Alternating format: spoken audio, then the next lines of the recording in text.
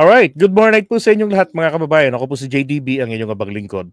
Ang sabi rito po ni Sarah ha, ah, sinabi ko din sa kanya yon, pa, yung kagustuhan mo na umuwi, iyan din yung katapusan ng buhay mo. Magiging Ninoy Aquino Jr. ka. Walang yan si Sarah. At sinabi niya sa akin, sabi niya, kung ganyan ang, ano yan, kung ganyan ang kapalaran ko, then, so be it. Basta lang, mauwi ako sa Pilipinas. Yon. So, kumbaga, may pagbabago po ng tono ni VP Sara. Okay? May pagbabago. Hindi ba, kamakailan lamang ang sabi niya nga ay, hindi na babalik si FPRRD o si PRRD. No? Hindi na rin makakababalik ng Pilipinas o makakabalik. Sabi niya, move on na tayo. Yun po yung sinabi niya habang binubuo nila, kinokompleto nila yung grupo ng kanilang Defense Council na pure non-Filipinos. Si Harry Roque, hindi niya na po pinagkatiwalaan. Okay, kaya nga medyo may tampo si Harry Roque. Kaya sabi niya, kung ayaw po sa akin ni Madam Sara, ano pong gagawin ko? Hindi ko naman pwede pagpilitan yung sarili ko, no? Diba sabi ni Harry Roque? Siya kasi yung madaldal na expert, international expert. Siya rin naman kasi talaga yung nagsulong, isa sa mga nagsulong, nag-pressure sa Pilipinas na sumali sa Rome Statute.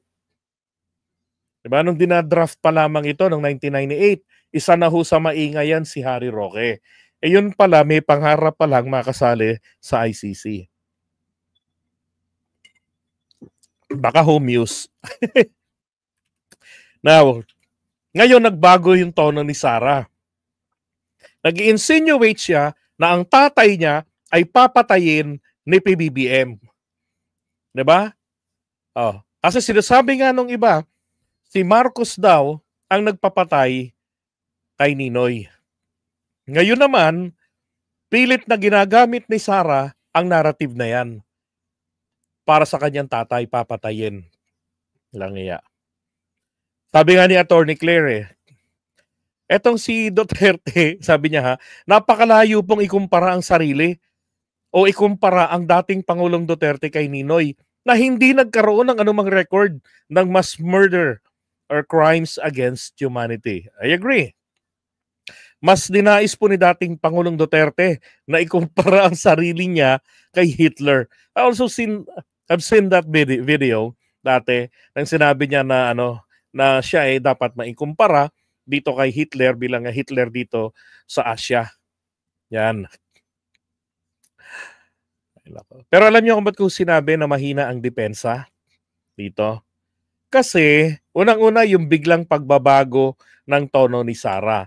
Nalaman nga kasi ni Sarah na yung mga atake na ginagawa, yung pag-fake news mismo ron sa presidente ng ICC, yung pag-fake news doon sa presiding judge ng kaso ni Digong, ito'y makakaapekto sa imahe ni Duterte at ibig sabihin masama ang epekto nito sa kanilang ire-request na interim release. Napayagang makalabas, makauwi ng Pilipinas, and then kapag may mga hearing like September 23, ay papabalikin sa Rome, Judges Rome, dyan sa The Hague para dumalo sa confirmation of charges. So makaka-apekto yun. Kaya sabi niya, move on. Kaya lang, siguro they realize na mahina ang aming depensa, kaya eto na, public pressure naman po ang gusto nilang i-apply para magamit, di ba? Alam niyo, this is very, very desperate. Hindi nakukuha ng public pressure ang ICC. Manapay gagamitin po ng mga yan ang puwersa ng kapulisan ng the Netherlands. Right? Di ba kailan lang sinasabi ni Robin Padilla na ang the Netherlands ay naghihigpit na sa mga supporters ni Duterte. Inihigpitan na raw sila. Bakit kayo hindi hihigpitan? Wala na kayong inatupag dyan kung hindi magngangaw-ngaw, magrararasis bomba. As if nandyan kayo sa sarili ninyong bakuran, yan ay teritoryo ng ibang lahi. Hindi kayo po ang dayuhan diyan. Kayo pa yung nagpapasiklab ng gulo diyan. 'Di ba? So ngayon, ang ginagawa nila rito ay desperadong hakbang para mapilitan ang gobyerno natin na hilingin, basta't gawa ng paraan at all cost, maiuwi si Duterte rito sa Pilipinas. Ang tanging paraan po na magagawa ng gobyerno rito, which I don't know if it will work para sa kanila, ay igarantiya nito na huhulihin nila si Duterte at isosurrender sa ICC kapag kailangan niyang humarap sa mga hearings niya. Yun ang isang nakikita ko rito. Para hindi po maging malaking issue na si Digong ay papatayin pagbalik niya ng Pilipinas sapagkat ang kanyang pag-uwi is under sanction ng government ng Pilipinas. 'Di ba? Ngayon, ito yung sinabi ng kanyang abogado. Sabi ng kanyang abogado si Nick Kaufman, he was completely denied all his rights in the Philippines. That would be a major argument in the course of his defense. Naku po. Ano ho yung tinutukoy nila rito? Kasi sinasabi ko nga mahina ang depensa. Hindi po ba ayon dito kay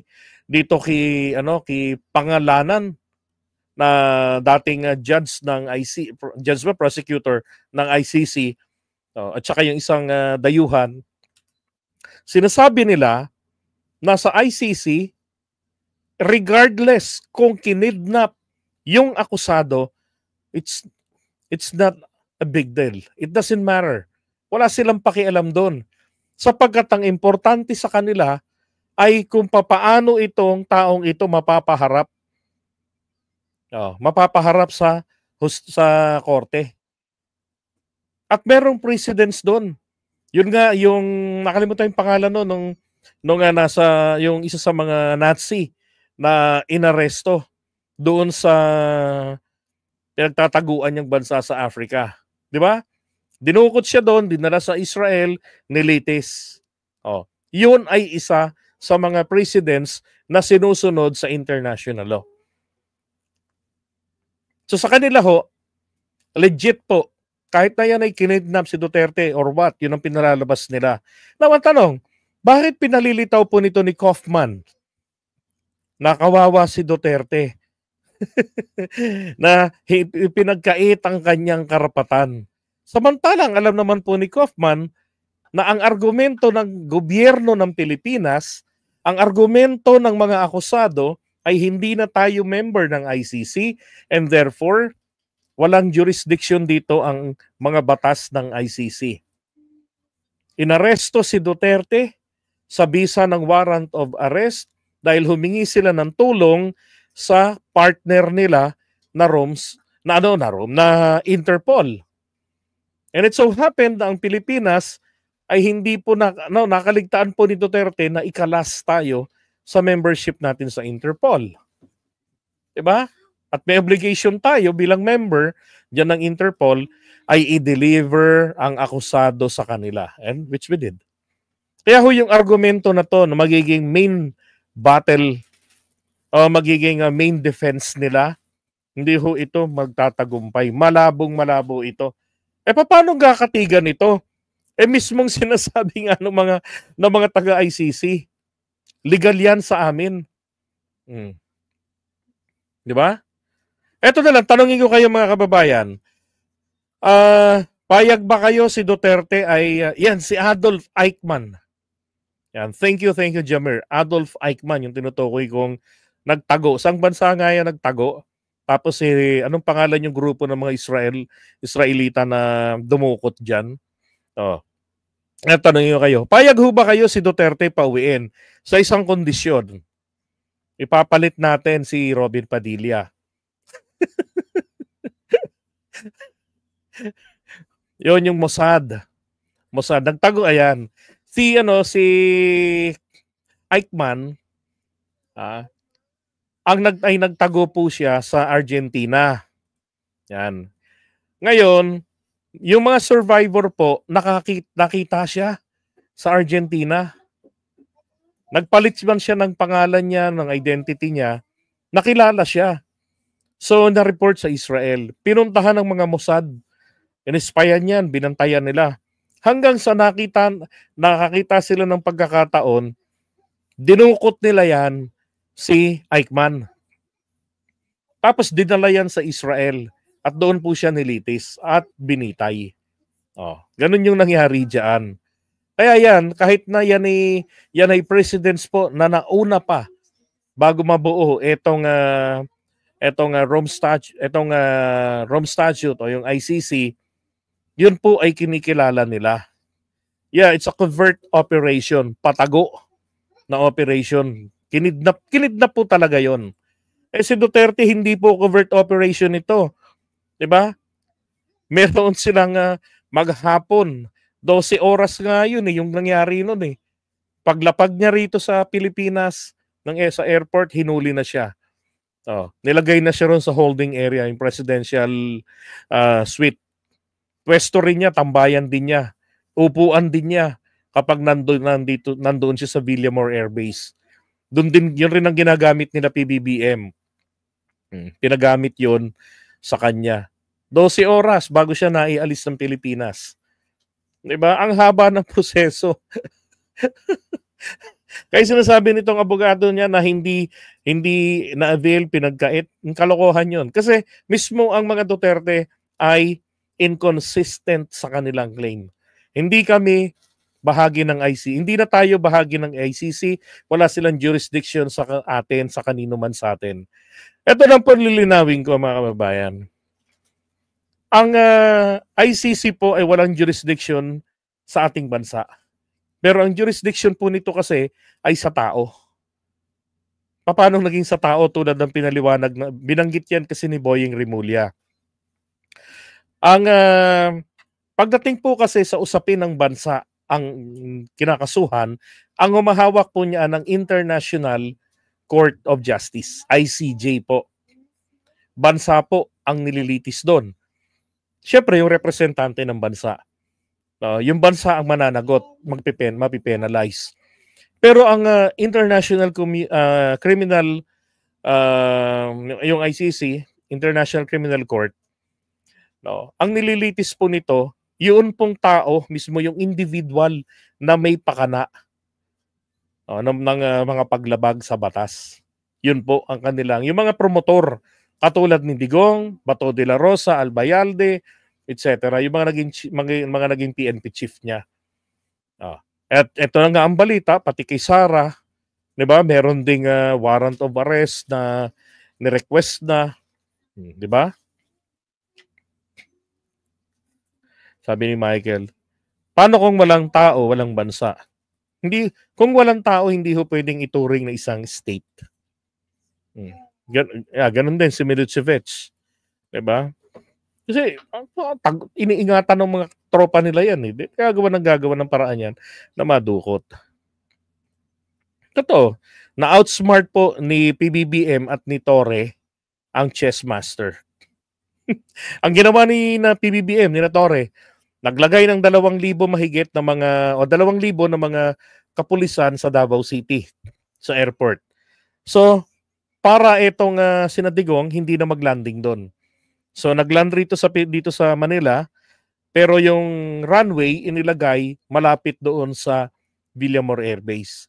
Di paghinto ng eroplano, madali siyang nakuha kaagad, 'di ba? Kaya ang dali nilang na-custody si Duterte noon eh. 'Di ba? Nangyari sa nila, sa week leader nila, week leader kay PBBM, pero ang nangyari, naisahan sila. Ang daling nahuli. Kahit maliwanag na ang katotohanan na walang mali sa paghuli kay Digongyo, sarado ng isip ng mga DDS, mahirap nang baguhin para silang kulto, paninindigan ng paniniwala kahit mali na. That's the way it is, di ba? Yung sa kanila naman po, clearly kidnap naman po. Hindi, but they were not tried internationally. Kidnap naman yung sa kanila. Ang tanong, the point on this, may proper ba? Anong may proper ba? What do you mean may proper?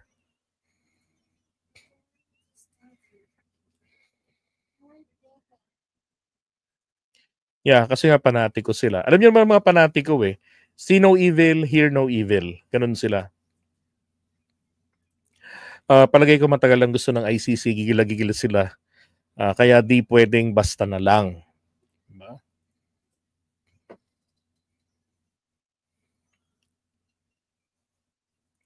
Paglabas ng warrant, si Sara nandun, dadamputin na lang yan doon. Ano na ang huhuli kay Sara doon? Yung mga pulis mismo ng the Netherlands.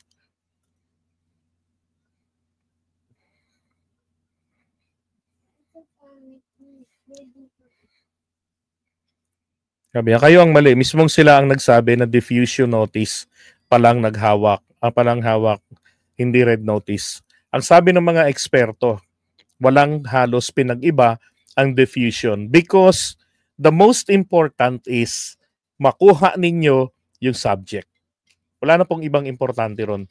Makuha ang subject. At madala sa nag-request.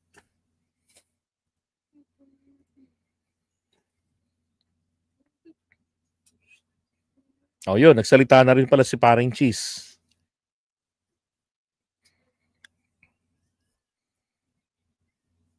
Okay, in regard to Harry Roque, kaso naman kasi ni Harry Roque, wala pa namang kaso po si Harry Roque. Okay, wala pang kaso si Harry Roque. So, pag nagkaroon po ng warrant of arrest, lumabas kay Harry Roque, pwede po siyang red notice din sa ICC, ay sa Interpol. Ngayon, ang mangyayari diyan ay pagka pwede siyang mahuli diyan sa the Netherlands. Yung request niya for asylum, haharangin po ng isang Pilipino na Filipino born citizen pero mamamayan din po diyan ng the Netherlands. Haharangin niya.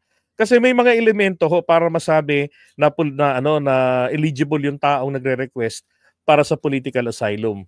Nanganganib ang buhay niya, nanganganib siya na makasuhan, yung mga ganon. Problema dito hindi eh.